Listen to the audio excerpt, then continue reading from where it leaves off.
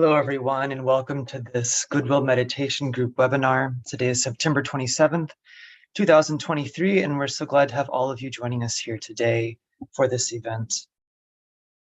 As many of you know, we meet here today to take part in a group meditation on goodwill, but also to discuss some of humanity's major problems with the aim of coming to a deeper understanding of what they are, their underlying causes, both in a material sense, but also their underlying causes in consciousness. And in doing so, we help to build a thought form of solution, which really encompasses both the material and the spiritual and bridges between them. One of the objectives of World Goodwill is to promote a worldwide recognition of the power of goodwill through education, as well as through programs promoting subtle actions which draw on the power of thought. That is most notably meditation, but also prayer as well. Our aim is to cultivate a universal spiritual perspective of the future, which is founded on the fact of divinity transcendent in nature, but also immanent in every human being. And this positive vision is based on the recognition of both the power of the human mind and the soul, and humanity's potential by virtue of its innate divinity for great good. We believe it is this innate spiritual potential which is adequate to solve all of humanity's problems. But it must first be awakened, and it must be directed with right vision, with a selfless heart, with keen intellect, and of course with the power of will, that will being the will to good. The Goodwill Meditation Group unites in meditation actually every Wednesday at noon in your local time zone, and we invite all of you to link up each week and to join in wherever you are. This webinar, however, meets on the last Wednesday of each month and seeks to support the weekly and regular work of the group, and also we meet here to introduce new members to the work and also just to discuss topics related to goodwill and world affairs. So I'm here today with a very special guest, Daniel Perell, who actually spoke at the World Goodwill Seminar in 2021. Some of you who attended that seminar may remember him. Daniel is the UN representative at the Baha'i International Community's UN office since 2011. His areas of work include social and sustainable development, global governance, and climate and the environment. He currently co-chairs the Coalition for the UN We Need. And in 2010, Mr. Perell also received a Juris Doctorate from the University of Virginia School of Law. He also holds an MA in Law and Diplomacy from the Fletcher School at Tufts University. So we're really glad to have Daniel joining us here today. And after the meditation, Daniel will be reflecting on the recent high-level week at the UN, which included the very important the SDG Summit. And he will also share some of his very good work with the Committee for the UN, the Coalition for the UN We Need, and the Summit for the Future, which is scheduled to take place next year.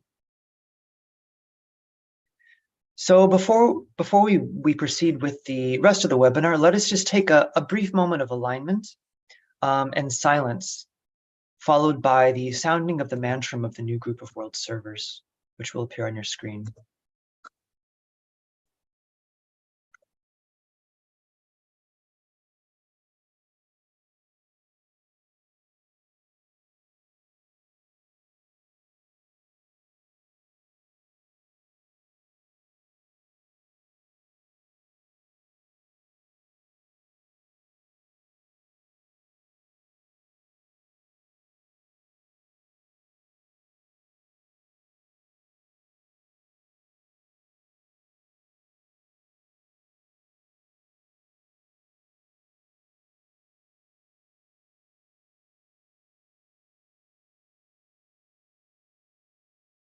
May the power of the one life pour through the group of all true servers. May the love of the one soul characterize the lives of all who seek to aid the great ones. May we fulfill our part in the one work through self-forgetfulness, harmlessness, and right speech. Oh.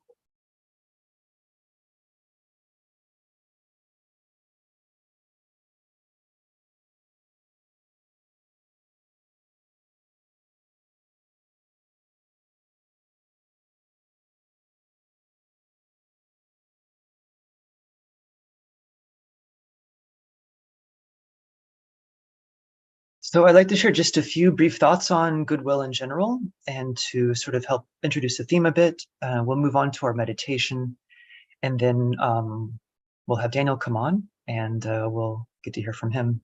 There will be time at the end for questions, to pose questions as well. So if you have any thoughts that come up during the interview I'm going to be doing with Daniel, you can type them in the chat, or just jot them down, and we'll be able to get to some of you for sure before the end of the meeting. I wanted to also make a brief announcement. I meant to as soon as we started, but we've now enabled translatable captions on the web, on all of our webinars actually. And so if you go to the captions icon, you can click to show captions and actually display them in the language of your choice. And you can also have it produce a transcript for you as well. So those of you for whom English is not your first language may find this very useful. So today there is a sense which is held by many that humanity is on the precipice of something which is new and unknown. This is both exciting on one hand, but also on the other hand, for many, provides apprehension or worry. But those who are able to rise above the sort of vicissitudes of the negative side of the emotional experience, among them there are a growing number who are able to employ the intelligent and the discriminative mind to see, to create, and to lead humanity into the future. This group is able to work with vision, to see the present as it is, and also the future as it can be, and they aspire to creatively work out the path to get there. In the Alice Bailey writings, this group is referred to as the New Group of World Servers. They are a worldwide group which spans the full diversity of humanity, composed of men and women from every race, religion, nation, and ideology.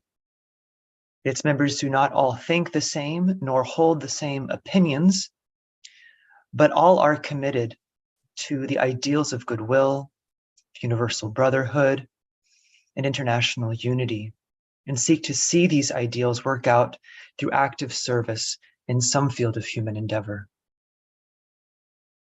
There is no outer organization of this group, and members are distinguished by certain basic and universal values which they not only hold, but seek to embody in their life and through their work.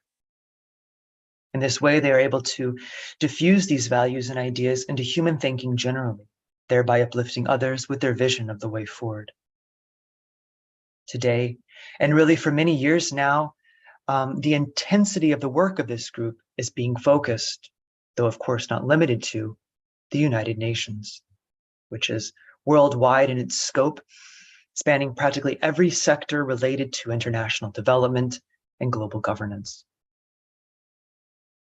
The UN was created primarily to save humanity from the scourge of war.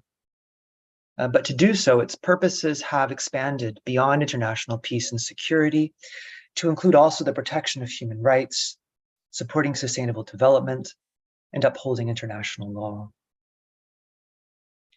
It's important to be clear that one of the foundational principles of international law is the principle of national sovereignty, which the UN does not and cannot contravene. The more practical of the UN is therefore not so much to tell nations what to do or how to do it, but really to provide the right atmosphere in which states can cooperate to solve any number of international issues. It is therefore much more a center for the harmonization of national interests rather than a supranational authority. But at its heart is a recognized need for a better world, a vision for human betterment, and the idea that cooperative action is the best means of attainment for these ends. One of the most consequential examples of international cooperation at the UN is in its development work. In 2015, all UN member states unanimously adopted the 2030 Agenda for Sustainable Development.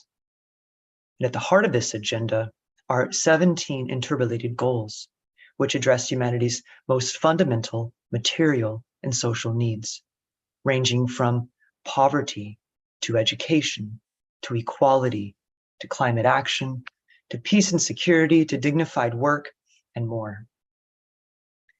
The SDGs offer a comprehensive approach to reinvigorating the shrine of human living and to developing a more equitable, just, and inclusive world. At their heart, they are therefore very much in alignment with fundamental spiritual values shared by all the world's religions. While religious doctrines may differ, at the heart of all of them, I think it is safe to say, is a belief in love and goodwill, the will to do that which is right and good, regardless of the difficulty or the cost involved. Goodwill is a bridging energy. It is a creative energy, and it brings human relationships into alignment with divine intention. It is essentially love in action. And today, more than ever, it is needed to guide us down the difficult and narrow path of right action and right relationship. Goodwill guides us between and through the many competing voices and ideologies, giving us a basic spiritual direction and a vision of the way forward. Goodwill, therefore, is not just a mode of action, it is a great transformational energy.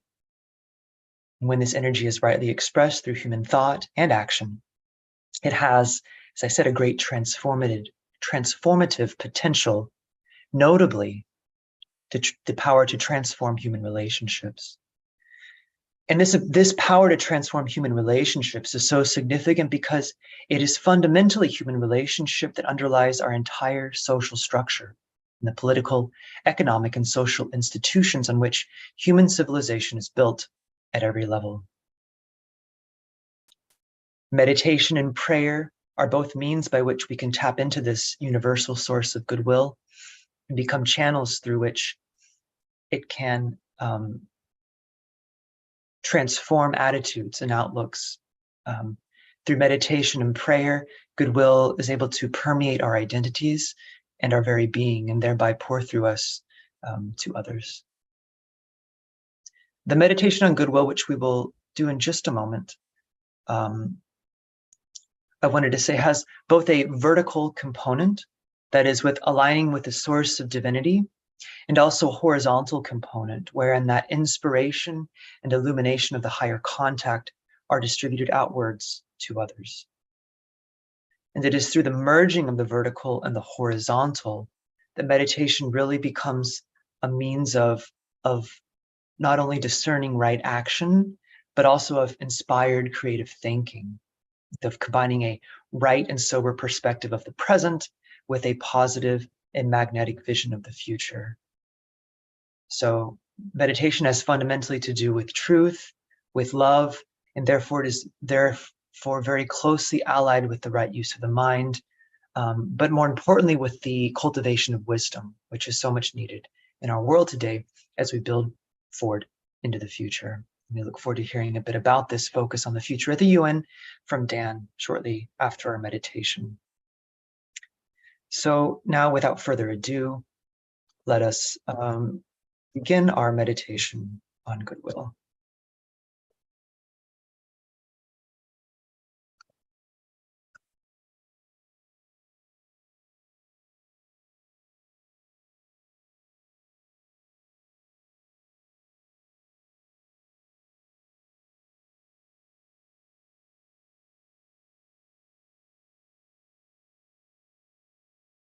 So we begin by linking up in thought with all those people throughout the world who are working with this Goodwill meditation group.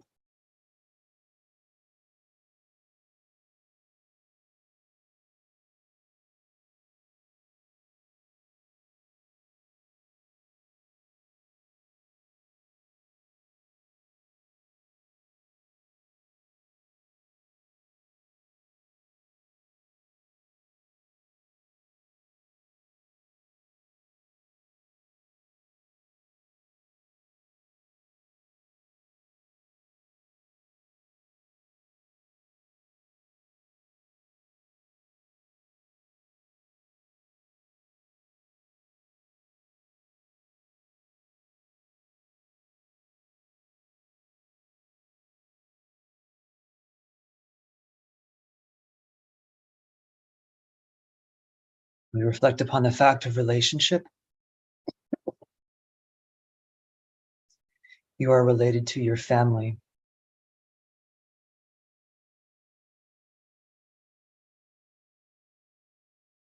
to your community,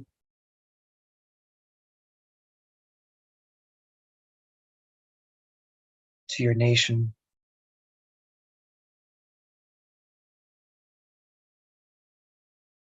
to the world of nations,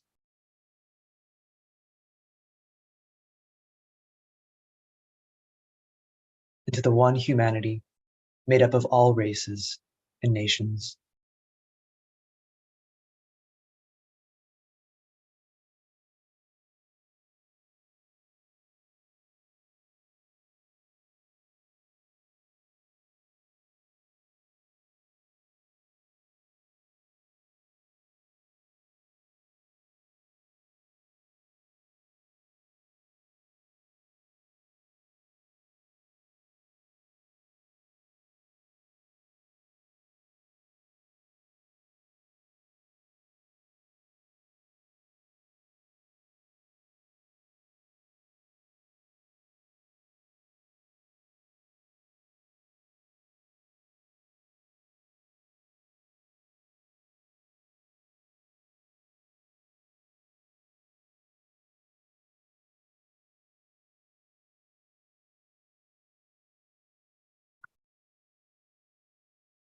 We use the mantra of unification.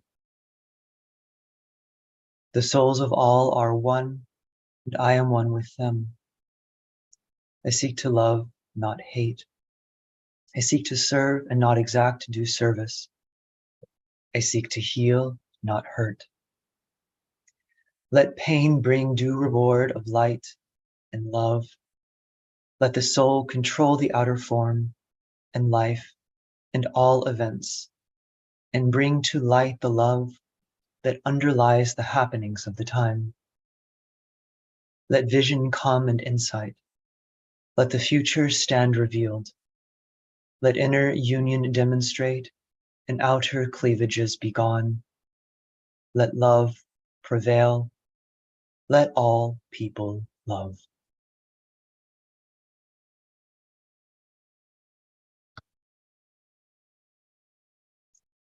Now we reflect upon our own and humanity's relationship with all those beings who dwell in the higher realms of mind and heart, the spiritual hierarchy of saints, of rishis, of bodhisattvas and masters, honored by all the world's religions and spiritual groups.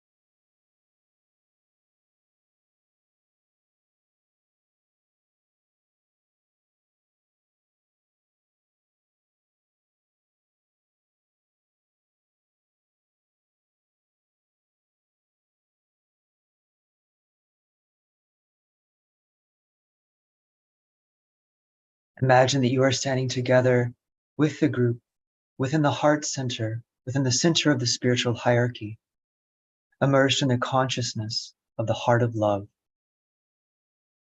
For some, this heart of love is known as the Christ. Other faiths have other names for the one at the center.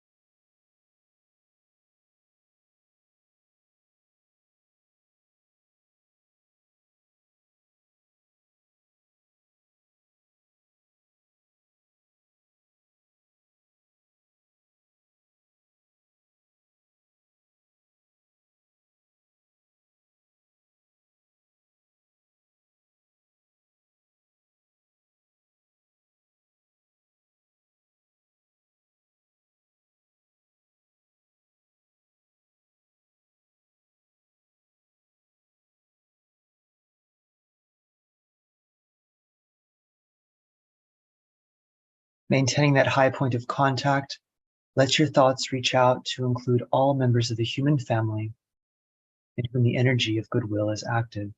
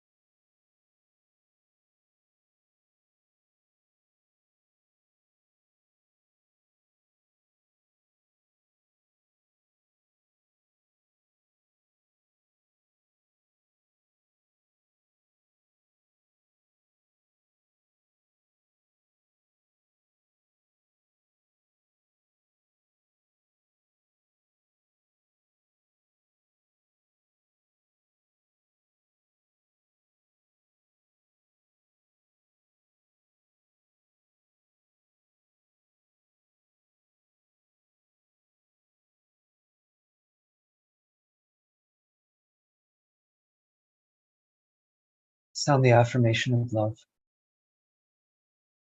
In the center of all love I stand. From that center I, the soul, will outward move. From that center, I, the one who serves, will work.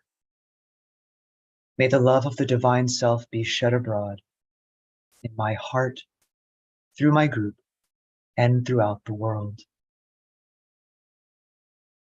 We visualize the energy of love flowing from the hierarchy through the men and women of goodwill and into the hearts and minds of all people, infusing them with goodwill and creating loving and harmonious human relationships.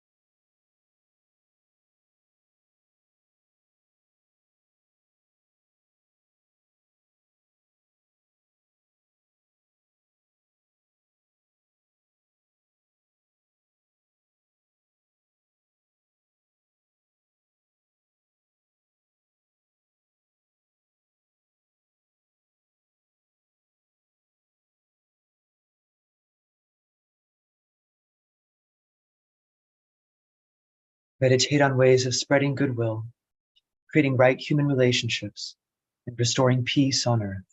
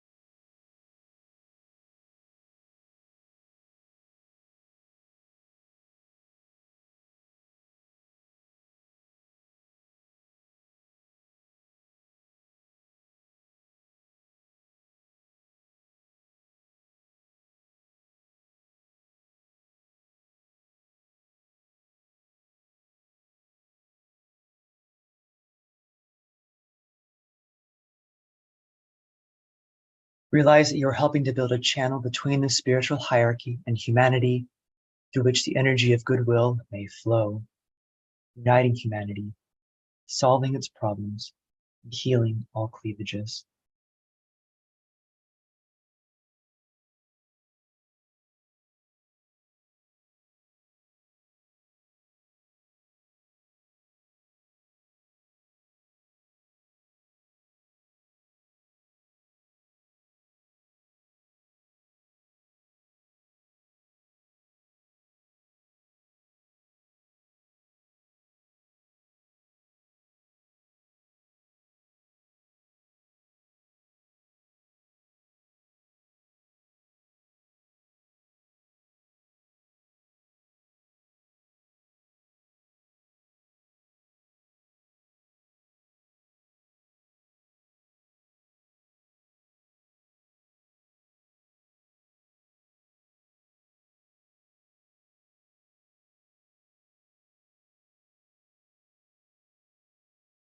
Linked in thought with the men and women of goodwill all over the world, sound the adapted version of the great invocation. Say it with deliberation, with full commitment to its meaning, knowing that you are radiating its potent energies to humanity.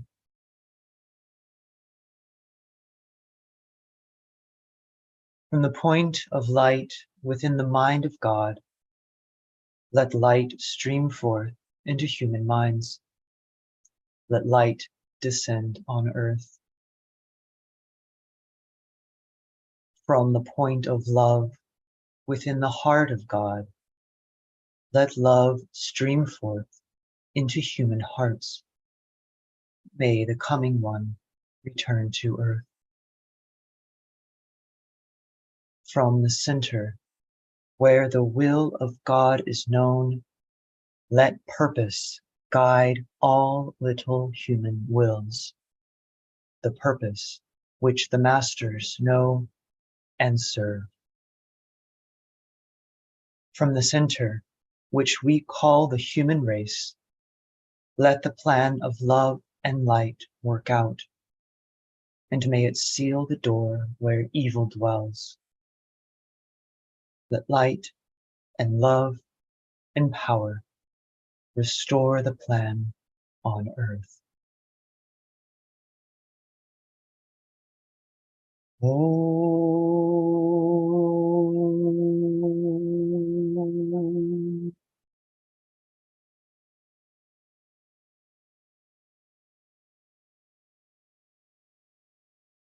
Om.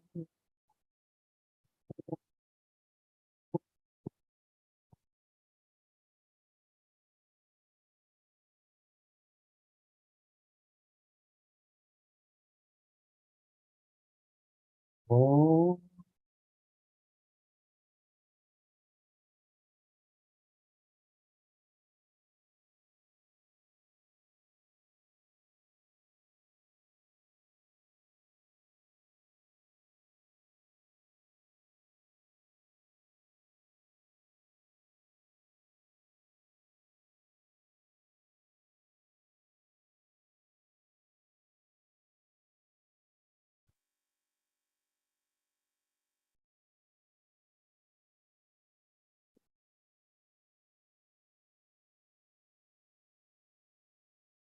Thank you, everyone, for your dedicated focus and alignment during our meditation today. So I'd now like to invite Daniel Perell to turn on your video and your unmute. Hi there, Dan. How are you? Yeah. There we go. Okay, much better. Yeah. There are two of me. Excellent, excellent. So Dan, thank you so much again for coming on the webinar today. It's great to see you again. I know you presented at the World Goodwill Seminar back in 2021, and many people may not know this, but actually we work in the same building. I believe you still work there, right? Yeah, we work in the same building, and so I actually do see you around occasionally, running to and fro. So, yeah, excellent. Glad to have you. Thanks for letting me crash those reflections. It was really, really centering, really lovely. I appreciate it very much. Thank you, Dan. So, Dan, we've asked you to come on here to just reflect on last week's high-level week at the UN, which had all sorts of events. Just list some of them actually for our audience. They have some sense of the scope of what's going on there. The event was preceded by the SDG Action Weekend, which was a 2-day long event. There was also the preparatory meeting for ministers ahead of the 2024 Summit of the Future. There was the SDG Summit, which was very significant. There was the World Economic Forum's Sustainable Development Impact meetings, the Secretary General's Climate Ambition Summit. There were three health-related high-level meetings on universal health coverage, pandemic preparedness, tuberculosis, and there's also a very important high-level dialogue on financing for sustainable development. All of this in addition to tons of side events and also all the ministerial and high-level speeches given at the General Assembly. So I wanted just to start by asking you, it seems to be there's always a lot going on during this opening of the General Assembly, this first week, but it seems there's really a profound sort of acceleration and intensity of activity going on. And I just wanted to get your sense of what does this all mean? Is this a positive development? Is there some danger of the major points getting lost in all this maze of activity? Or perhaps sheer scope of what the UN is trying to accomplish makes all this different activity necessary? Yeah, it's a tough question, and I firstly would like to say that I am not in a position to offer any authoritative perspective on it. Yeah. I'm just trying to read it as best I can as well. But we often find ourselves thinking about these very questions. So when I got this list of questions, secret, I'll let you in on a secret, which is that Michael was kind enough to send along a couple draft questions. And I sent it and I thought, man, these are really great. And I shared with some colleagues here, but I didn't do any preparation because I find that when I don't prepare, I often speak a little bit more frankly, but you all can tell me that that's untrue. But yeah, it is rather frantic during every UNGA week. And you may know that initially in our common agenda, it was proposed that this year also be the Summit of the Future year. That will take place next year. So that summit was also proposed to happen in 2023 in among everything else that took place. And the only thing that I can sort of reflect on, and I don't know if this was all pre-planned, and so it's kind of a coincidence, but my own thinking about why so many activities this year and what is it that we can take from it is that, as I think we're all quite aware, and everybody across the street is aware, multilateralism, as it's understood there, is sort of in a state of crisis. And there's so many problems that the world is facing, and yet the United Nations is so under-resourced to solve those problems. And so as soon as one of them sort of takes center stage, those who are advancing others say, well, why not this one? So you have tuberculosis and COVID and climate and peace. How do you say which one's the most important? It's as if the patient of the earth and of humanity is sick with every disease at once. How do you decide which one to treat? Well, let's just try to do them all. And I think that's a reflection of mapping sort of present conditions on outdated systems. So we have this idea of a high level week every year, and everything needs to come up during this is the big show. So everything has to take place now. But I think that we can all recognize, and certainly in your opening framing and even in that reflection, that the way that we have solved problems in the past is ill-suited to the demands of today. And so rather than having sort of one health track that has its meeting at the appropriate time and in the appropriate place, and one climate track, sort of the General Assembly has become everything to everyone. And I think that this may be a little bit of storm before the calm. That is to say, we have to go through this to recognize the limitations of it. Like a child learning to walk, it has to fall down before that child can figure out how to rebalance and adjust. And so I think this is part of the urgency of the moment finding expression during high level week. And I wouldn't say it's a good thing or a bad thing as a reflection on the United Nations. It just is a thing. this is all it can do, so it does it. When all you got is a hammer, everything looks like a nail. But we have to figure out ways of changing some of these underlying systems and processes and understandings of global order in order for us to have a little bit more focus at these times and a little bit more centralization of what it is we're really trying to do. Mm-hmm.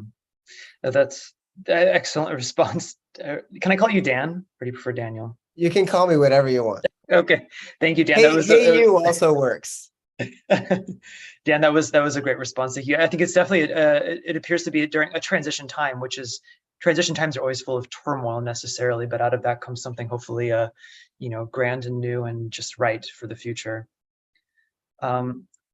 I wanted to ask you also just one of the main foci of the week, I think, was really the SDG summit, and that's a really important one, really central to the core of the UN's work. I was wondering if you could just talk just briefly about that. Why is it so important? Our audience does generally know what the SDGs are because we've spoke about those before on this webinar, but perhaps why is that summit so important? Why is it so central? Yeah, so the way that the systems around the Sustainable Development Goals have been established is that every 4 years there is an SDG summit, Sustainable Development Goals Summit. The first one took place that's 4 years since the establishment of the SDGs. So you had the establishment in 2015. So the first summit was in 2019, and that was, I think, a pretty big deal in terms of the global agenda. It was still sort of the first quarter, the first third of the process. There was a really nice report that was created about some of the transformational shifts. Things were going at, sort of on track-ish. I think that there's a legitimate debate to be had about whether or not the SDGs provided sort of an inflection point, which is what one would hope with a new agenda, that the trajectory upon which humanity was changes a little bit in some way as a result of the SDGs, but more or less it was going as planned. It seemed like poverty elimination was kind of an inevitability. I remember a colleague at the World Bank had said at the time of the adoption of the SDGs that, poverty eradication is going to happen anyway, given the timelines and the standards by which we measure it. Of course, we all know what happened later in 2019, early 2020. That is where the 19 in COVID comes from. Mm-hmm. And so that really sort of set us off track. So the second in this series of SDG summits, the first in 2019, the second is in 2023. And this was really the moment where we said, okay, we had this crisis and a number of others in the intervening year since 2019. What is it that we have to do? I mean, I was reading today, 12% of the SDGs have any shot of being on track. A number of them are even going backwards. What is the come to whatever you believe in moment that we need for humanity? And then there'll be another SDG summit in 2027. And then who knows what's going to happen in 2031, 2030, who knows? At that point, they didn't think about dividing 15 by the right number. They just went every 4 years, we have the SDG summit. Every year we have the high level political forum. Honestly, they didn't even think through that. So the first year in 2019, this is a total aside, they didn't even know if they were going to have an HLPF at the same year as the SDG summit. Yeah. Or whether it was 3 years HLPF and 1 year SDG summit, 3-1-3-1. They decided that both occur. Who they? Yeah. Who knows? So anyway, this was that moment, and it really was a moment of profound reflection. And one of the critiques that I suspect we might offer, and this community might offer of the SDGs, is that what seems to underlie them is a notion of progress that is grounded in material advancement. So regardless of kind of the sorry about all the abbreviations, I will, high level political forum is the HLPF is the high level political forum. It happens in July every year. It's a review of the Sustainable Development Goals, the SDGs. And then there's the UNGA Week, the United Nations General Assembly. So I'll be more conscientious, Maria, of the abbreviations.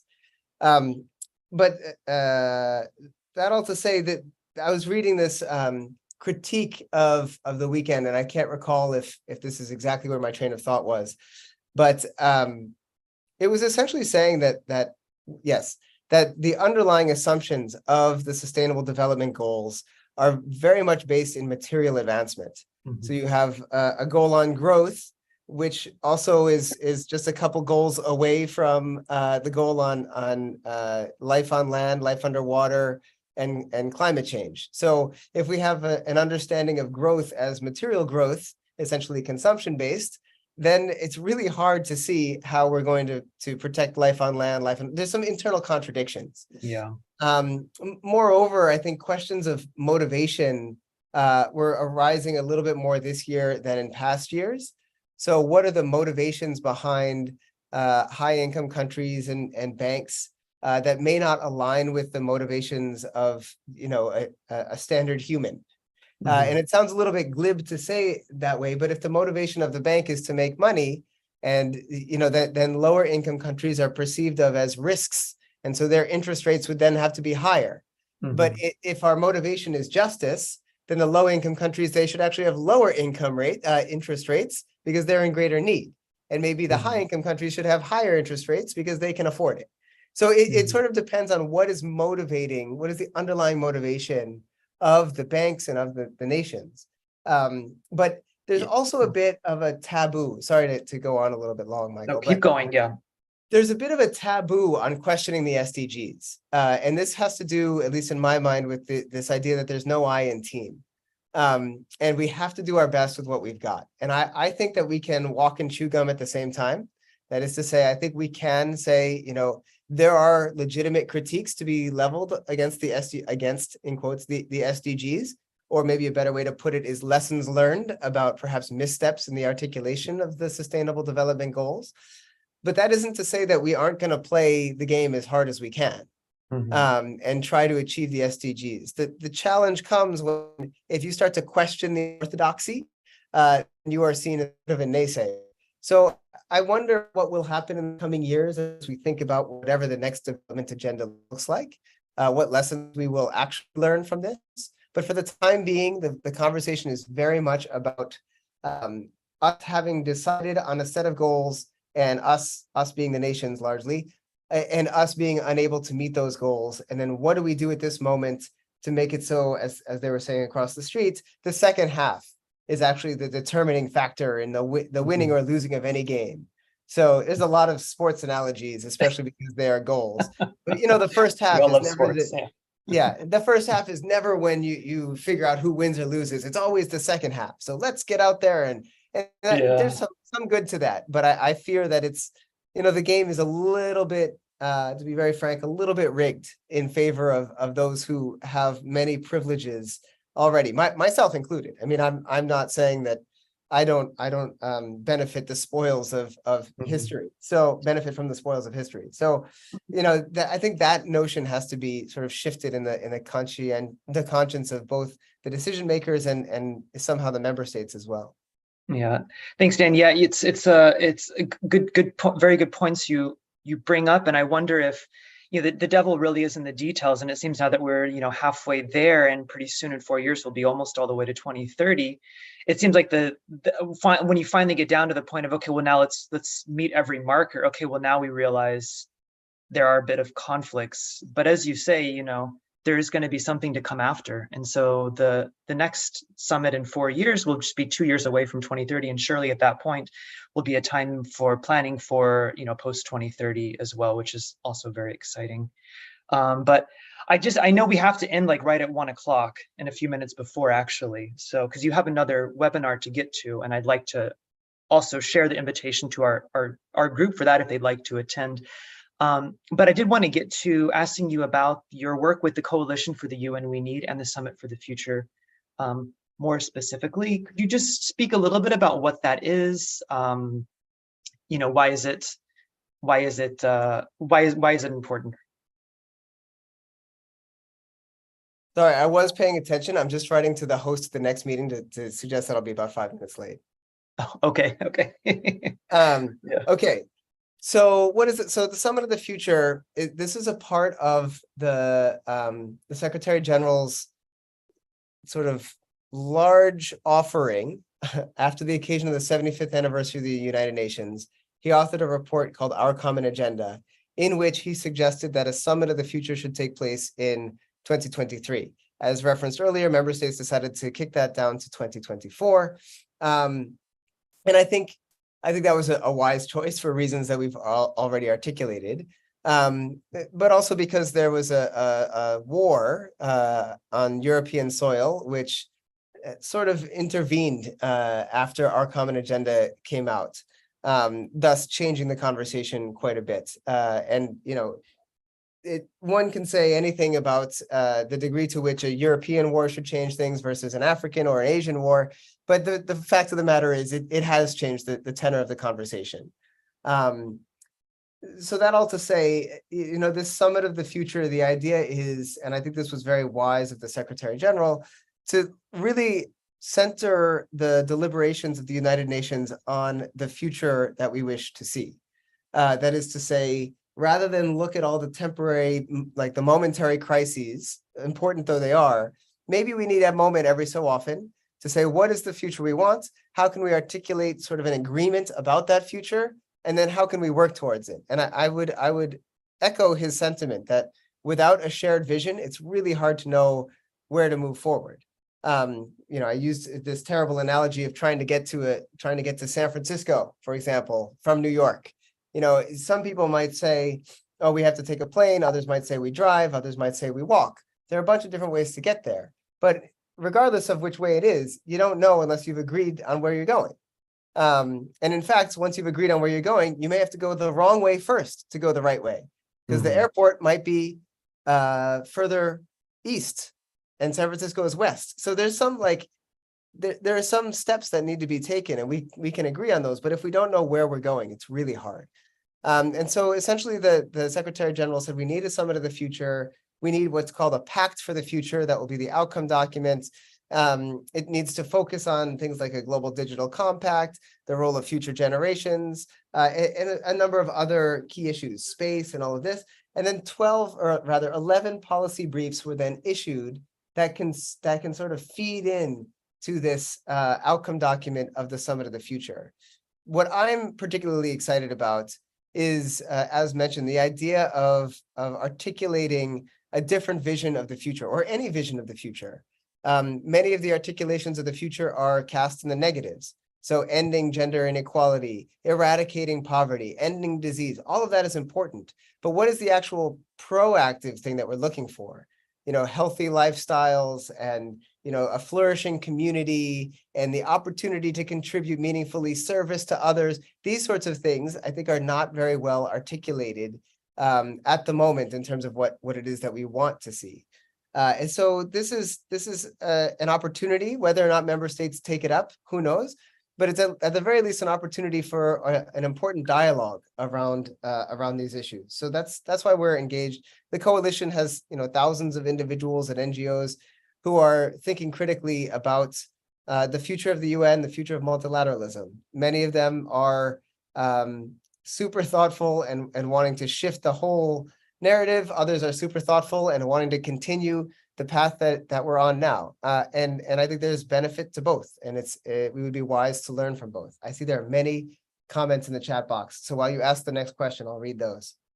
Okay, great. There's so much I wanted to get to, and we've totally really running out of time, and I'm kicking myself now. I should have just not done any intro whatsoever. I forgot you have such a rich wealth of knowledge to share from, Dan, so I'm sort of kicking myself now. But I did share in the chat summary of the Secretary General's policy briefs, which I think are really visionary. I think they really bring in something of the new. It seems it has a bit more of a different vibe than I've heard from the UN before. So I just would invite our participants to check those out for themselves. But I wanted to get to, and I would like to invite anybody now actually to raise their hand if they'd like to ask a question as well. But Dan, just one last question. If you could reflect on, we're a overtly spiritual organization here at World Goodwill, and I know Baha'is obviously are as well. And so I wonder if you could just speak about how the spiritual teachings underlying the Baha'i faith, how do they underlie and motivate your work at the maybe personally, but also maybe broadly the organization you represent as well? Yeah, sure. So I'm very happy to do that. Let me let me first answer that, and hopefully that will also answer this finance question that Matthew Martin raised in the chat box. So of course, the Baha'i international community, our office represents the worldwide Baha'i community, which is a faith that believes in the oneness of religion, the oneness of God, and the oneness of humanity. So these three onennesses undergird everything that we do. And the reason that we have to start there is because inherent in that assumption of the oneness of humanity is the shift, a profound shift in how we approach others. And it's very similar to actually the reflection that we started with. So I have actually very little to add except amen. But this is a relatively new concept in the history of humanity, that we are all, I mean, of course, there are practices that go back thousands of years, Buddhist teachings and others about the interconnected nature of humanity in the natural world. But that we are one family on one planet is really a profound shift in the dominant discourse that we are confronted with, particularly in the West. And so if we think that we are one family on one shared homeland, it actually requires a different kind of posture of us. It requires that, while retaining principles of subsidiarity, where decisions should be taken at the lowest possible level, there are also the thoughts of, what did I call it the other day? Supersidiarity, where you also need to think, what are the decisions that need to be taken at the highest possible level? When we have a digital space that's shared by all, the literal space that is shared by all, the environment that is shared by all, these are questions that can't only be solved at the local and national level. And yet our governing systems at the moment are organized around a principle at the UN level of state sovereignty, which is super important for many things, but not for all of them. Other things need a different vision. And so recognizing this sense of global solidarity, the oneness of humanity, we really have to think practically and also spiritually about what this means in terms of our posture. And this idea of motivation, which I think is what a lot of this comes down to, it's like a replacement of motivation. The dominant discourse across the streets and in many of our daily lives is that wealth accumulation is sort of what it means to be successful. When you say my child is successful, this person's successful, it often means that they have a big paycheck and a big house. It doesn't necessarily mean that they have like loving relationships with their family and they know all of their neighbors. That to me would actually be a really interesting definition of success. But this all to say that as we're rethinking what success and progress looks like, and we have no choice but to do so, because we can't have infinite growth on a finite planet. As we're doing it, we have to have a real understanding at a deep level, whether you call it spiritual, moral, ethical, I don't really care, because that's between you and whatever. But what I care about is that we recognize the dignity, inherent dignity and worth of every living being on Earth. And that's a fundamental shift in terms of the practice that we see across the street. And it's a very spiritual shift, because it's hard to say you should be motivated by generosity, by trustworthiness, by justice, not by political power, accumulation, and personal security. And these things are not unimportant. Like, I don't want to dismiss these as irrelevant, because we do need personal security. We do need some control and all of this, but it is to think critically about it. And it's a very spiritual question. And I think unless we tap into this, it's going to be very difficult to, as Matthew is referring to, raise the finance necessary. What motivates us? And I actually put a little equation. I did this morning. I don't know if you can see there. I put this little equation on my wall, and it's meant to be a motivation about climate action. So you have, no need to zoom in on it, but I was thinking, what are the factors that inhibit us from taking climate action? And what are the factors that encourage us to take climate action? And it's motivation. So what motivates us to behave in a certain way? If we can tap into that, then I think that we will get the funds necessary. We will actually want to give to a fund that will help those in need elsewhere. It won't be a matter of the state hostilely collecting funds. And one last very small thing I'll say, my uncle currently just moved to the Netherlands. And he said, Dan, one of the most profound differences between the United States and the Netherlands is that in the Netherlands, people like paying taxes because they recognize that their taxes go to the well-being of their children and of their communities. It's a vast difference to what we see in the United States. So it is possible. It's just that we have to sort of get past this notion of money as the ultimate goal. And I don't mean to harp so much on that, but it is a real underlying factor across the street. Sorry. No, that's such a perfect answer, Dan. Thanks so much. And it's very much in alignment with a lot of the Lucis Trust's work on the right direction of money, the spiritual direction and evocation of money. And that's a whole other topic, of course. But you expressed it very, very, very, very well, and in a way that's very, just so uh, at the heart of really the need. And I think people are realizing that with all the focus on financing for development. But as you say, it's sort of or as you suggest, it's sort of a material focus, whereas in fact there's something more fundamental about human nature that needs to be brought out, perhaps. But Dan, I know we really wanted to get to some questions, but it's 2 minutes to 1, and so I'm going to let you go and just give you a few minutes before No, your. let's let David speak. His hand's been up Oh, since the okay, first okay, day. it's up to you. Yeah. All right, David, go ahead. David Trice. You hear me? Yeah. Hi, David. Yep. Thank you. I have a question, Daniel, about the UN Security Council. Do you think we need to be a little bit more resolute in actions we take against countries that are invading other countries that are not their own? Yeah, I mean, there's two levels to answer that. One is yes. I think we do need to be very loyal to that dimension of reality. But I would also say that there might be a limit there because we have to think about collective security. So when you have a nation that might be severely mistreating its inhabitants, when you have a government that may be severely mistreating its inhabitants, there may be a case to be made that state sovereignty actually has limits. So I'm not speaking about Ukraine in the slightest. I'm speaking about some other countries that may where we might be able to say, starving millions of people is not consistent with the UN Charter, and perhaps we should consider some action. What I think about the Security Council is that we should even question why we have it. I don't know of any other government in the world that has created a separate council that is independent, not subsidiary to like a general assembly of sorts, but that is independent and has the only legal authority.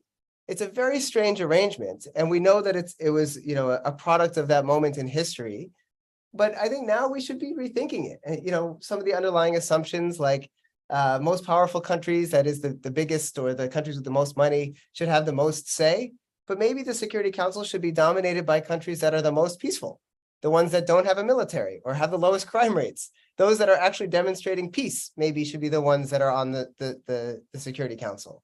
I'm not saying that that's a policy recommendation per se, but we just have to reframe why we're thinking in a certain way that I would argue is kind of 78 years old, when in fact we have plenty of lessons to be learned. But the short answer is, with what we have, we certainly need to be far more resolute. I think we need to recognize when nations overstep the bounds, literally the boundaries of the UN Charter. We have to take action, but that doesn't just go for the invasion of one country into another. It goes for a number of other issues, and I think we should be thinking critically about what collective security looks like. If one neighbor invades the home of another, the police come in and they say, hey, you can't do that. And I think we need to be resolute in that way. But even within a house, if one person is, injuring somebody else in that house, then we hope the police would come for that too. Mm-hmm. So I really want us as humanity and even as this group, which is very spiritually minded, to be asking these questions about, again, the future we wish to see and what these sort of institutional arrangements might look like. And it may be really uncomfortable. We may actually be arguing for things that we don't feel great about, because the short-term pain may justify long-term peace, but that doesn't mean that there isn't suffering in the short term, which is always a challenge to be advocating for. I'll stop there. Thanks, Dan. Yeah, there's always the importance of compromise. We don't want to be, there's a tendency sometimes, and especially in the civil society sector, to be very sort of righteous in one hand, which is good. But at the same time, compromise is essential to get anything actually done. And it's important to recognize that. Dan, so unless you object again, which I hope you won't, but I will let you get on now to your other meeting, for which you're giving some keynote reflections. So I know it's very important. I see in the chat, many people do want you to come back. So we'd love to have you back. We have somebody already scheduled for next month, but perhaps later in the year. for this monthly webinar. We'd love to have you on again to speak on the UN and on your work. So Dan, thank you so much. Is it all right if we invite the audience to this other event? Sure. Yeah, I'm sure it'd be fine for them to attend. I will say that the person who organizes it often puts a ton of speakers in. So keynote doesn't necessarily mean keynote, but it's great. The speakers are always really thoughtful and interesting. So sure, hop over. It's not, is it for civil society affiliated UN? Yeah. Oh, yeah. So it's sort of a closed event then in a way, because this No, is a very it's general civil audience. societies in like not member states. Oh, so any civil society group. Yeah, Okay. anybody, I think it's fine. Okay, well, I'll send the link then, and anybody who wants to can join in. I'll send a little bit. I'll send the flyer as well, so you all have some idea of what it's about. But Thank you so much, Michael, and thanks everyone for your patience and generosity with me. thank you, Dan. Have a good day.